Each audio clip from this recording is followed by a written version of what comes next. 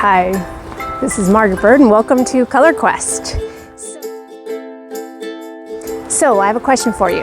If April showers bring May flowers, what do I do in the Pacific Northwest in February with all of this rain? Well, we don't have any flowers in the gardens yet.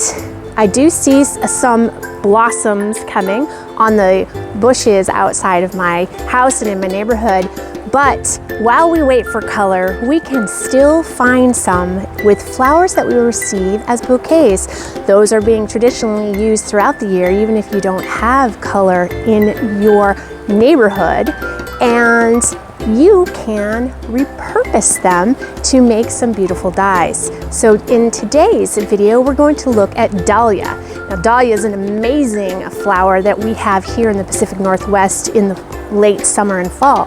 But I have a bouquet filled with blossoms that I turned into some pretty remarkable dye. So let's jump in the kitchen, grab ourselves a bouquet of flowers, and repurpose them for natural color. Come on, let's go. Get out of this rain.